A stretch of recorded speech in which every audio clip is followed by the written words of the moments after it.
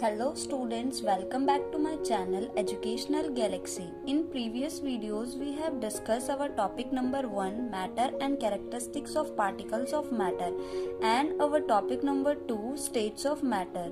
So in this video we will discuss our topic number 3, which is change in states of matter. So let's start. So students, हम ये बात जानते हैं कि matter 3 states में पाया जाता है, जो कि है सॉलिड, लिक्विड एंड गैस। अब सवाल ये उठता है, क्या मैटर अपनी स्टेट को चेंज भी कर सकता है? मींस जो सॉलिड है वो लिक्विड में या वेपर्स में, गैसियस में, या जो लिक्विड है वो सॉलिड में या फिर गैसियस स्टेट में कन्वर्ट हो जाए, या फिर जो गैसियस है वो सॉलिड लिक्विड में, मतलब पूरी तरीके से अपनी स्टेट को चेंज कर दे। Yes, matter can change its state. Matter अपनी स्टेट को चेंज कर सकता है, लेकिन सिर्फ और सिर्फ 2 ही कंडीशंस में। या तो उसके टेम्परेचर में कोई चेंज आए या फिर उसके प्रेशर में कोई चेंज आए, तभी जो मैटर है एक स्टेट से दूसरी स्टेट में कन्वर्ट हो सकता है। तो सबसे पहले हम चेंज इन टेम्परेचर पढ़ते हैं कि कैसे टेम्परेचर में चेंज लाने से मैटर अपनी स्टेट को चेंज कर सकता है। नाउ सपोज हमारे पास यहाँ पे एक सॉलिड है, हमने उसको हीट किया, मीन्स हमने उसका टेम्परेचर इंक्रीज कर दिया, तो जो वो सॉलिड है वो किस में कन्वर्ट हो जाएगा? लिक्विड में। ये हमारे पास सॉलिड था, ये किस में कन्वर्ट हो गया?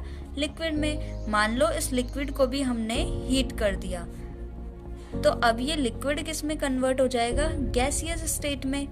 मीन्स जो मैटर है हमारा टेम्परेचर चेंज करते ही सॉलिड लिक्विड में कन्वर्ट हो जाता है और लिक्विड गैसियस स्टेट में। ये तो बात हुई टेम्परेचर इंक्रीज करने की, लेकिन अगर हम टेम्परेचर डिक्रीज कर दें, मींस हम टेम्परेचर को कम करते हैं, तो क्या होता है? मान लो हमारे पास ये गैस थी, अब हमने इसका टेम्परेचर लो कर दिया, कम कर दिया, तो ये किस में कन्वर्ट हो जाएगा? लिक्विड में। वैसे ही हमने लिक्विड का टेम्परेचर भी कम किया, उसको फ्रीज कर दें, तो वो किस में कन्वर्ट हो जाएगा? सॉलिड में। इसका सिंपल सा एग्जांपल वाटर ले सकते हैं हम। सपोज हमारे पास एक आइस क्यूब है, बर्फ का टुकड़ा है, हम उसको गर्म करें तो वो पानी बन जाएगा। फिर उस पानी को भी हम हीट करें तो वो वेपर्स में कन्वर्ट हो जाएगा। अगर हम उस वेपर्स को ठंडा करें तो वो पानी बन जाएगी, और अगर हम उस पानी को फ्रीज कर दें तो वो दोबारा से आइस क्यूब बन जाएगा। तो देखा आपने कैसे ये प्रोसेस पूरा रिपीट होता है। अब इस प्रोसेस में छोटे छोटे प्रोसेसेस भी होते हैं जिनके अलग अलग नाम है। सबसे पहले ये प्रोसेस सॉलिड से लिक्विड में कन्वर्ट होने का, सॉलिड से लिक्विड में कन्वर्ट होने के प्रोसेस को क्या कहते हैं? फ्यूजन। क्या कहते हैं? फ्यूजन। उसके बाद हमने लिक्विड से किस में कन्वर्ट कराया? गैसियस स्टेट में। मींस लिक्विड से गैस में जाने के प्रोसेस को क्या कहते हैं? वेपराइजेशन। लिक्विड से वेपर में कन्वर्ट हुआ तो वेपराइजेशन।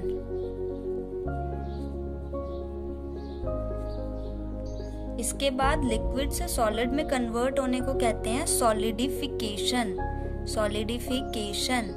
और गैसियस स्टेट से लिक्विड स्टेट में कन्वर्ट होने को कहते हैं कंडेंसेशन।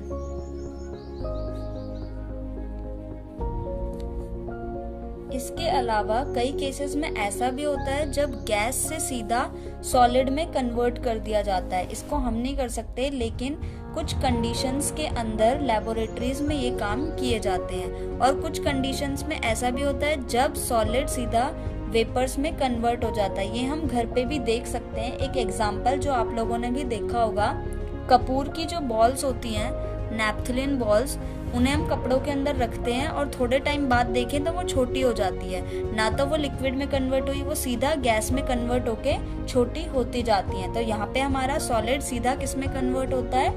गैसियस स्टेट में।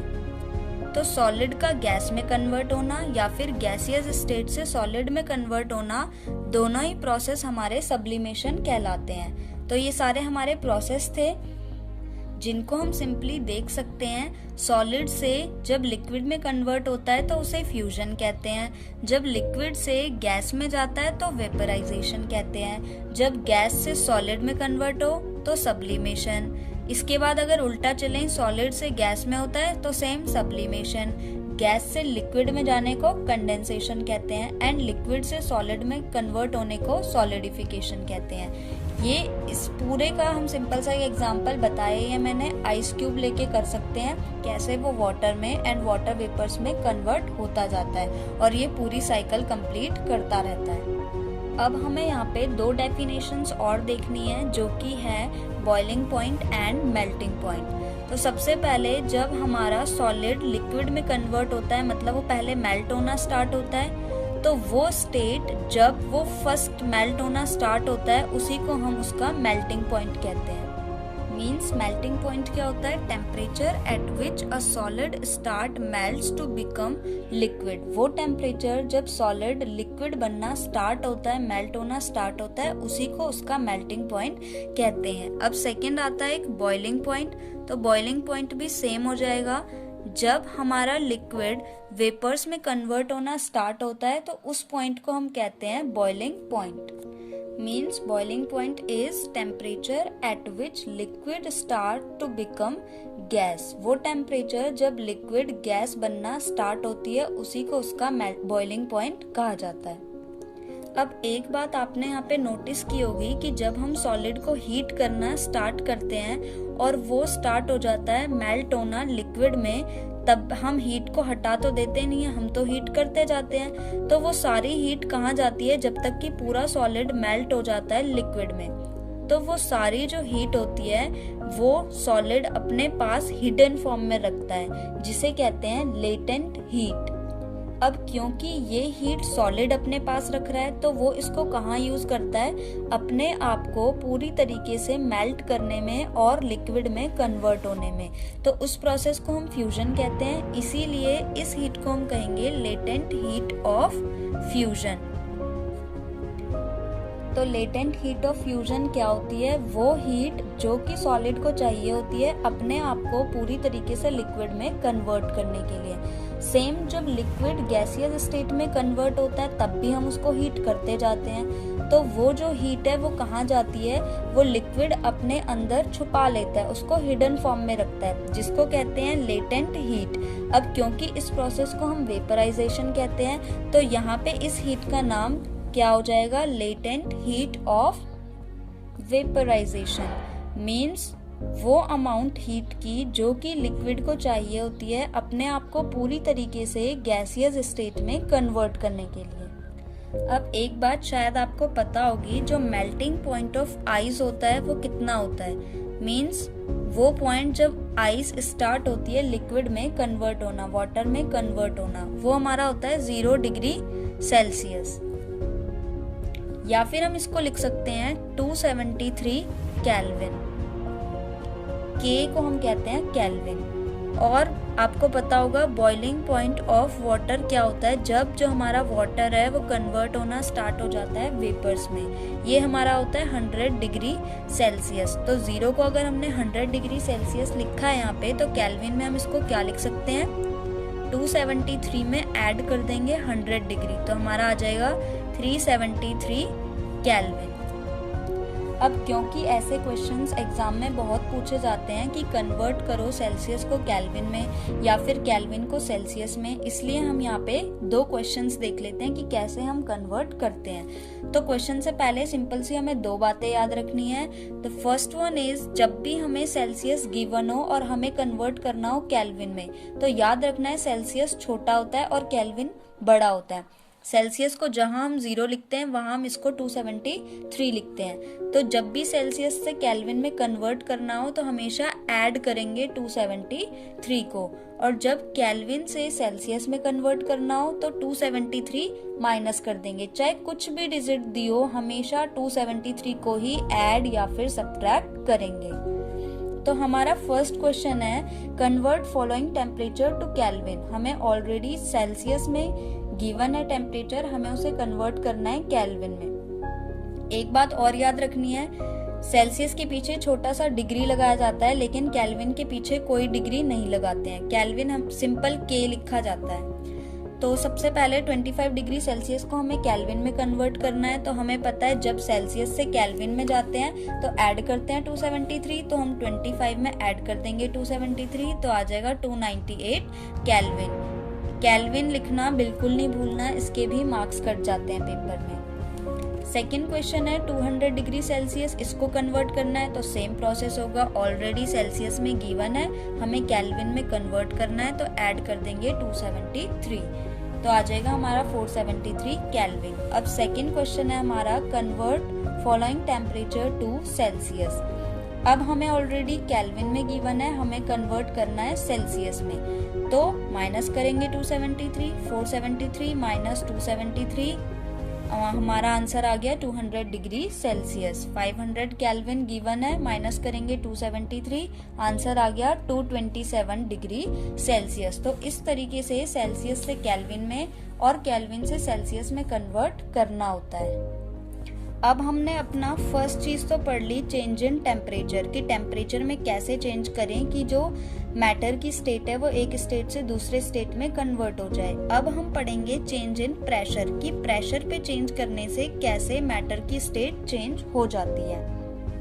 Apply pressure and reduce temperature, pressure हम अप्लाई करेंगे और टेम्परेचर को एकदम कम कर देंगे, रिड्यूस कर देंगे, तो उससे क्या होगा, लिक्विफाई गैस, जो हमारी गैस है वो किस में कन्वर्ट हो जाएगी, लिक्विड स्टेट में।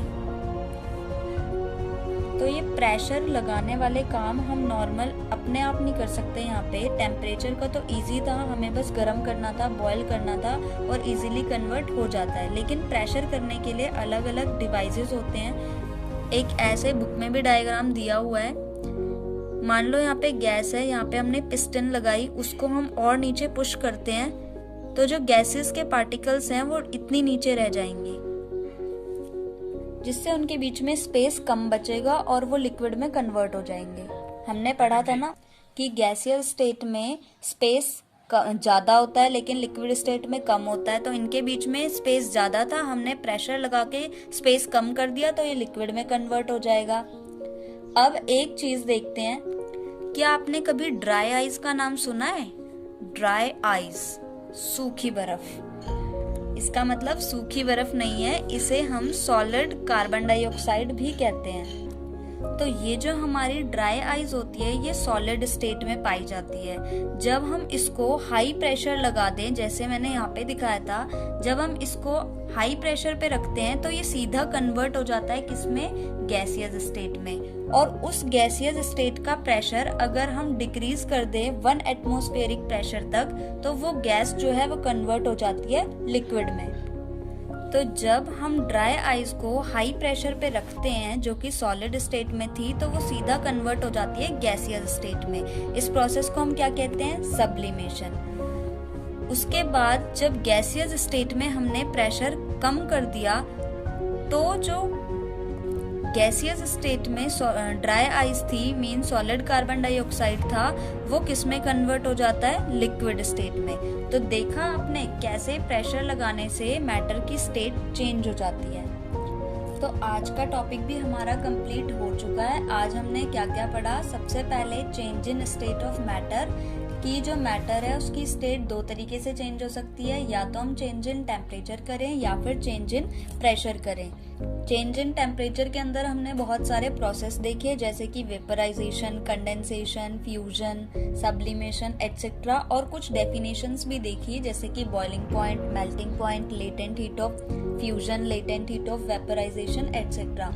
उसके बाद हमने चेंज इन प्रेशर में एग्जाम्पल पढ़ा ड्राई आइस का। तो अब थर्ड टॉपिक भी हमारा कंप्लीट हो चुका है, बस लास्ट टॉपिक में इवेपोरेशन और हमारा चैप्टर फिनिश। तब तक यही पढ़ते रहिए, मिलते हैं नेक्स्ट वीडियो में, बाय बाय।